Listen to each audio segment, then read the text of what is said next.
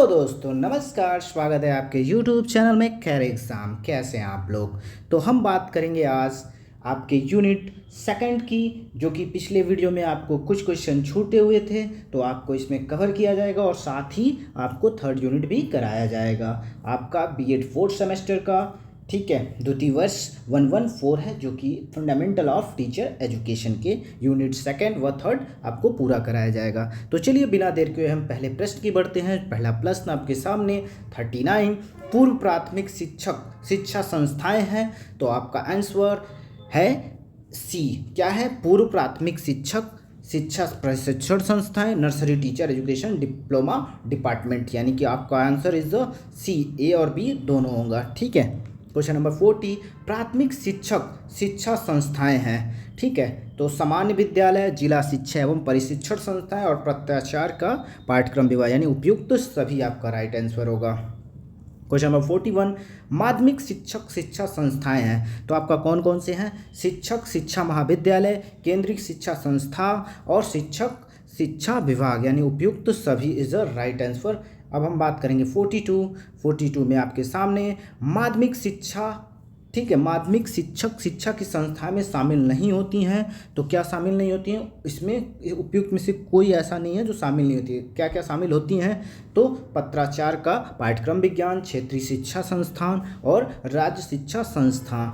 ठीक है। Question number 43 विशिष्ट छात्रों के शिक्षकों की शिक्षा संस्थाएं हैं, तो आपका मुख्य बाधिर के शिक्षकों की परिशिक्षण संस्थाएं और ब आपके दृष्टिबाधित छात्रों के शिक्षकों की प्रशिक्षण संस्थाएं, यानी कि आपका राइट आंसर ए और बी दोनों होगा। ठीक है, यानी कि answer number is C is the right. शिक्षक प्रशिक्षण संस्थाओं का फैलाव कहाँ तक है? TTE का फैलाव कहाँ तक है? तो आपका आंसर रेखी एवं क्षैतिज दोनों प्रकार के हैं। ठीक है, तो आपके ये दोनों होंगे। 45 राष्ट्रीय स्तर की स्वशासी निकाय कौन सी है? तो NCERT भी है, NUEPA भी है। ठीक है, NU, ठीक है, EPA ये आपका भी है। ठीक है, और NCERT को तो आपको पता होगा, NCERT।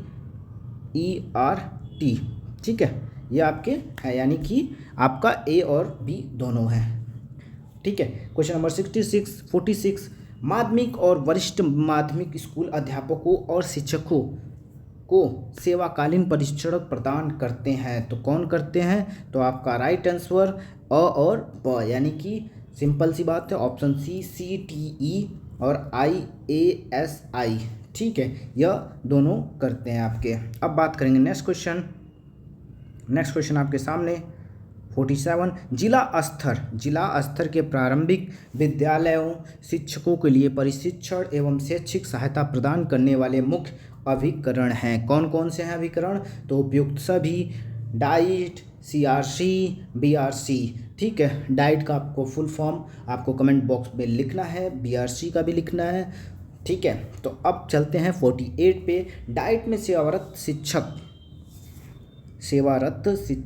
शिक्षा के लक्ष्य प्राप्ति हेतु आयोजित किए जाने वाले कार्यक्रम हेतु किन प्रभावों को स्थापना की गई है? तो आपका राइट आंसर क्या होगा? उपयुक्त सभी। ठीक है, उपयुक्त सभी।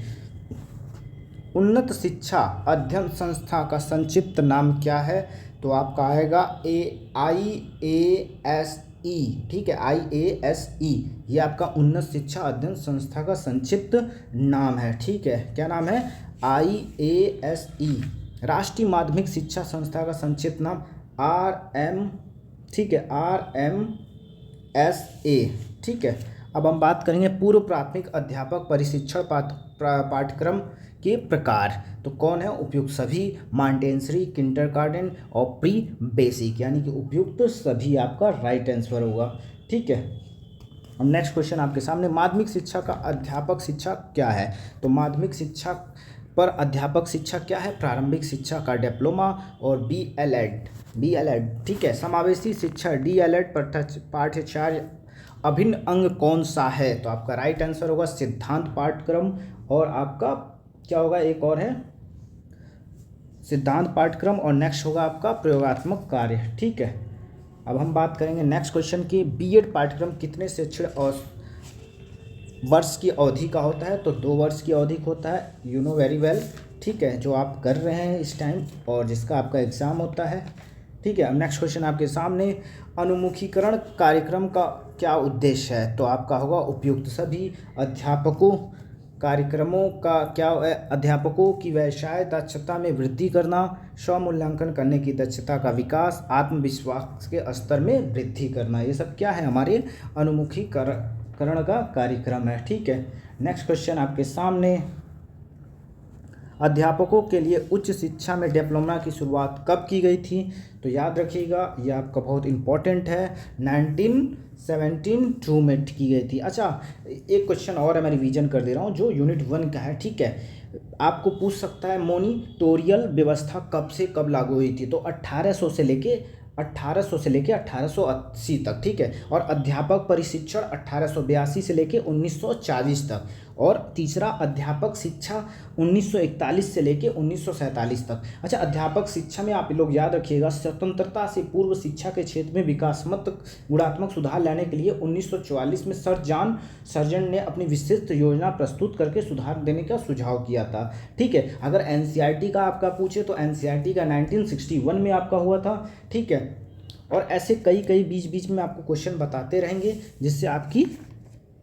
और अगर सबसे पहले मतलब शिक्षा व्यवस्था भारत में कब आई शिक्षा आयोग का? तो याद रखिएगा, हंटर कमीशन है, 3 फरवरी 1882 में। ये बहुत इंपॉर्टेंट क्वेश्चन है, पिछले ईयर में आपके फर्स्ट सेमेस्टर आई थिंक या सेकेंड सेमेस्टर में आए हुए क्वेश्चन है। तो आप इन सभी चीज़ों को ध्यान से पढ़ लीजिएगा, उम्मीद है ये सब चीज़ें आने की। ठीक है, अब नेक्स्ट क्वेश्चन आपके सामने। ठीक है, अध्यापकों में पीएचडी के प्रशिक्षण देने की शुरुआत कब की गई? तो 1974 में। ठीक है, 1974 में की गई। और यही अध्यापकों की उच्च शिक्षा में डिप्लोमा की शुरुआत 1972 में की गई थी, यानी कि 1972 में की गई थी। नेक्स्ट क्वेश्चन आपके सामने स्क्रीन पर, और ये देखिए आपके पास, अखिल भारतीय माध्यमिक शिक्षा परिषद की स्थापना कब की गई? 1955 में। ठीक है, 1955 में की गई थी, 1955 में। अब भारत में खुला विद्यालय स्थापित किया गया है, यानी कि ओपन स्कूल कब स्थापित हुआ? 1979 में। 1979 में ओपन विद्यालय पूछ रहा है, नॉट कॉलेज पूछ रहा है। ठीक है, विद्यालय नेशनल वो आपका ओपन स्कूल की बात कर रहा है, तो 1979 में खुला था। ठीक है, केंद्रीय माध्यमिक शिक्षा बोर्ड ने खुले विद्यालय को राष्ट्रीय खुले विद्यालय में परिवर्तित कब किया? तो 1989 में किया था। ठीक है, 1989 में किया था। और एक चीज़ आपको मैं छोटा सा समझाना चाहूँगा जो कि बहुत इंपॉर्टेंट है, जैसे कि एनसीटीई क्या होता है? National council for a teacher education. और डाइट की बात करें तो डाइट में क्या होता है? डाइट में होता है भारत में शिक्षा के पूर्व प्राथमिक एवं प्राथमिक तथा उच्च प्राथमिक स्तरों में गुणवत्ता सुधार और इन विद्यालयों के शिक्षकों की उन्नति के लिए इस स्तर पर शोध कार्यों को बढ़ावा देने के लिए उद्देश्य से राष्ट्रीय शिक्षा नीति सन 1986 यानी कि 1986 में जिला स्तर पर एक ऐसी संस्था स्थापित करने की बात कही है जो जिले के या अध्यापकों की व्यावसायिक उन्नति तथा विकास के लिए समुचित कार्य कर सके, और इस प्रकार की संस्था को हम डाइट कहते हैं। ठीक है, ये कब किस सुझाव की बात की गई थी? तो राष्ट्रीय शिक्षा नीति सन 1986 में। ठीक है, नेक्स्ट, और अगर इंग्लिश में हम जानना चाहें डाइट का फुल फॉर्म, तो district institution at education and training. ठीक है, और ये कि एक नोडल एजेंसी है, ये भी इंपॉर्टेंट है, आप लोग इसको भी पढ़ लीजिएगा। नेक्स्ट क्वेश्चन आपके सामने, भारतीय वैश्वीकरण किस स्तर पर लागू करने का सुझाव दिया गया था? तो आपको पता है माध्यमिक शिक्षा पर दिया गया था। किस स्तर पर दिया गया था? माध्यमिक शिक्षा पर दिया गया था। 62 आचार्य नरेंद्र देव कमेटी का गठन कब किया गया था? तो 1938 में। आचार्य नरेंद्र देव कमेटी का गठन 1938 में। 1938 मतलब 1938 में। हंसा मेहता कमेटी का गठन कब हुआ था? 1962। ये सब इंपॉर्टेंट क्वेश्चन है, तो please note down and write down. ठीक है, 1962 में हंसा मेहता कमेटी का गठन हुआ। द्वितीय नरेंद्र देव कमेटी का गठन कब हुआ था? तो 1953 में। और 1953 में भी एक चीज़ क्या गठन हुई थी वो आप बताएंगे। ठीक है, अब नेक्स्ट हम बात करेंगे किस आयोग ने सर्वप्रथम त्रिभाषा सूत्र प्रस्तुत किया? तो मुदालरी आयोग में। मुदालियर आयोग कब ये गठन हुआ था? तो 1952 में हुआ था, यानी 1952 में हुआ था। और इन्होंने अपना प्रस्तुत किया था तो 1953 में, ठीक है। ये आपका इंटर की बात कर रहा है, ठीक है, इंटरमीडिएट की बात कर रहा है। मुदालियर आयोग ने माध्यमिक स्तर पर कितने विषयों में सम्मिलित करने का सुझाव दिया था? तो 8 विषयों को सम्मिलित करने का सुझाव दिया था। किसने दिया था? मुदालियर आयोग। कब गठन हुआ? 1952 में, ठीक है, यानी 1952 में हुआ था। कौन उसके अध्यक्ष थे? तो मुदालियर थे। उन्हीं के नाम पर क्या पड़ा? मुदालियर आयोग, ठीक है। क्वेश्चन नंबर 67, माध्यमिक शिक्षा हमारी शिक्षा प्रणाली की सबसे निर्मल कड़ी है, यह आयोग ने कहा। कौन सा आयोग ने कहा? राधाकृष्ण आयोग। राधाकृष्ण आयोग कब गठन हुआ? तो 1948 में, ठीक है। हम नेक्स्ट बात करेंगे, हम नेक्स्ट क्वेश्चन आपके सामने, ताराचंद कमेटी का गठन कब हुआ था? तो वर्ष 1948 में। ताराचंद कमेटी का गठन कब हुआ था? वर्ष 1948 में, यानी 1948 में। खेर समिति का गठन कब हुआ था? 1941 में। 1941 में, ठीक है, 1941 में। राममूर्ति समिति का गठित 1990 में। राममूर्ति 1931। जनार्दन रेड्डी समिति का गठन 1992, यानी राम जनार्दन, राम के बाद जनार्दन आए। कब? 1990 में राम आए, 1992 में आपके जनार्दन रेड्डी आए। और हड़ंग समिति का 1929 में, इंपॉर्टेंट है, आप नोट डाउन कर लीजिएगा इसको भी। 1929 में हड़ंग समिति का आया था। और फिर आदेशिया समिति का गठन कब हुआ था? तो 1978 में। शिक्षा की विशेषता क्या है? उपयुक्त सभी, निरंतर विकास की प्रक्रिया, जीवन पर्यंत चलने वाली प्रक्रिया, सामाजिक परिवर्तन एवं सख्त, ठीक है। अब क्वेश्चन नंबर 75, सेवारत अध्यापक शिक्षा का उद्देश्य क्या है? उपयुक्त सभी, अध्यापक में गुणवत्ता लाना, नवीन शिक्षा परिवर्तन में अवगत कराना, नवीन ज्ञान का प्रचार एवं प्रसार करना, ठीक है। अब बात करेंगे 76 का, सेवारत अध्यापक शिक्षा की प्रविधि क्या है? उपयुक्त सभी, ठीक है। अब 77, सेवारत अध्यापक शिक्षा के अभिकरण क्या है? उपयुक्त सभी, SCERT, DIET, NCERT, इन सभी का फुल फॉर्म आप कमेंट बॉक्स में लिखेंगे।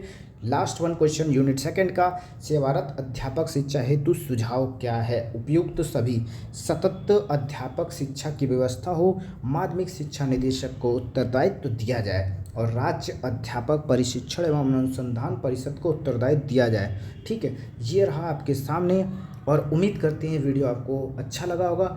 अगर आपको पार्ट 3 चाहिए तो आप कमेंट करिए कि सर हमें पार्ट 3 भी चाहिए, तो मैं उस वीडियो को भी आपके सामने प्रस्तुत करूँगा, ठीक है। और मैं उम्मीद करता हूँ इस वीडियो को आप ज़्यादा से ज़्यादा शेयर करेंगे और प्यार देंगे। मिलते हैं नेक्स्ट वीडियो में, तब तक के लिए जय हिंद, जय भारत।